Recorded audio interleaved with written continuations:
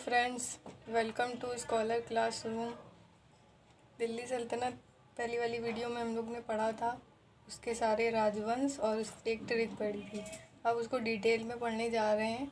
उसका पहला राजवंश गुलाम वंश, और इसके संस्थापक की बात करें तो कुतुबुद्दीन ऐबक, जो मोहम्मद गौरी का गुलाम था। क्या है? कुतुबुद्दीन ऐबक मोहम्मद गौरी का गुलाम था। दूसरा पॉइंट लिखा हुआ है कि ऐबक का राज्य अभिषेक 25 जून 1206 ईस्वी लाहौर में हुआ था।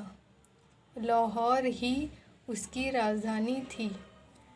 तीसरा पॉइंट है, ऐबक ने दिल्ली के निकट इंद्रप्रस्थ को अपना मुख्यालय बनाया था। मतलब पूछा जाता है, लाहौर तो सबको ज़्यादातर पता होता है कि लाहौर उसने राजधानी बनाई थी प्रथम गुलाम वंश के शासक ने, लेकिन उसके दिल्ली के निकट मतलब और भी इंद्रप्रस्थ को अपना मुख्यालय बनाया था। ये बात नहीं पता होती तो ये क्वेश्चन में आ जाता है, उसको याद रखिएगा आप सब, इंद्रप्रस्थ। नेक्स्ट पॉइंट है, ऐबक को भारत में तुर्की राज्य का संस्थापक माना जाता है। और इसकी उपाधियाँ की बात करें तो लाख बख्श, यानी इसका मीनिंग क्या है? लाखों का दान देने वाला। ऐबक जो है लाखों का दान दिया करता था, इसी कारण इसका नाम जो है वो लाख बख्श हो गया। और दूसरा है हातिम ताई।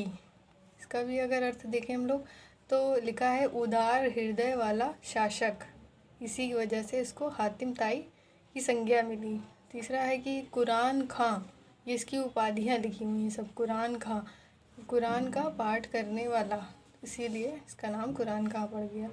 अब हाथियों का दान देने वाला, हाथियों का दान देता था, इसी वजह से इसका नाम बन गया पीर बख्श।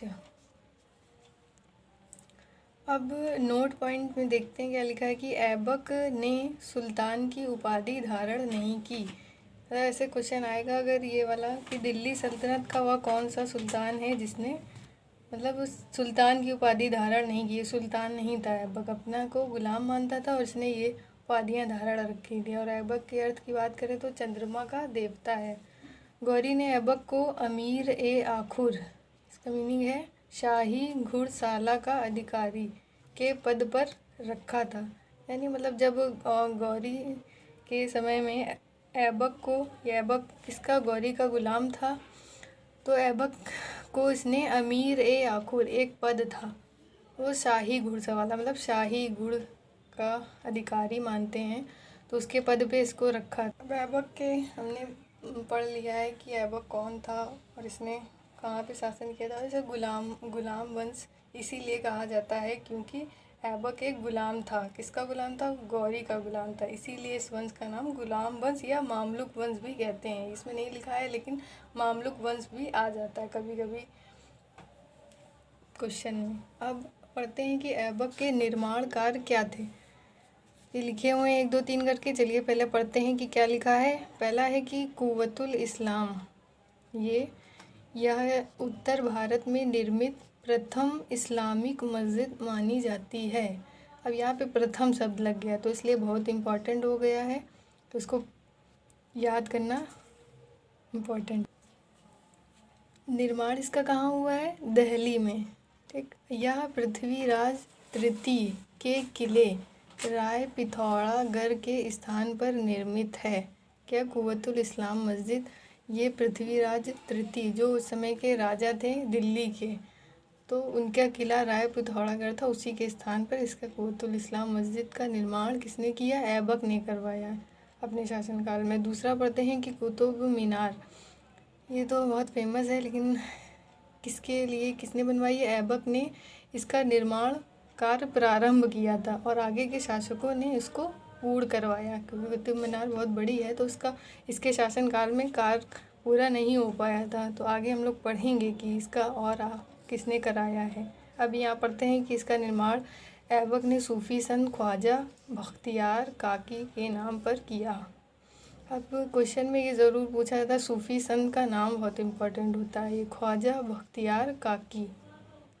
तीसरा पढ़ते हैं कि 2.5 दिन का झोपड़ी, ये भी फेमस है, तो ये किस लिए फेमस है देखते हैं।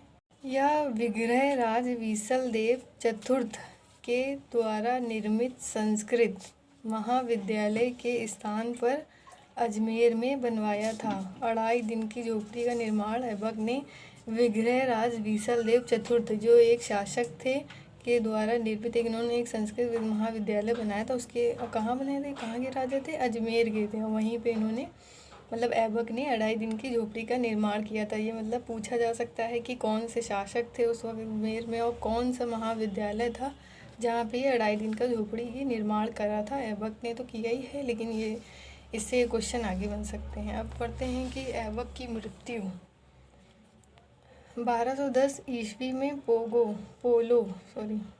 लिखा है। पोलो एक खेल हुआ करता था जिसे चौगान भी कहते हैं। चौगान ये खेल है। खेलते समय घोड़े से गिर जाने के कारण गहरी चोट लगी ऐबक को, जिससे उसकी मृत्यु हो गई। मतलब पोलो चौगान खेलते समय ऐबक को बहुत गहरी चोट लगी थी और वो चोट ठीक नहीं हो पाई, जिस कारण उसकी मृत्यु हो गई। ऐबक के पुत्र आराम शाह को शासक बनाया, परंतु वह केवल 8 माह तक शासक रहा। उसके बाद ऐबक का गुलाम व दामाद कौन, इल्तुतमिश, दिल्ली की गद्दी पर बैठा।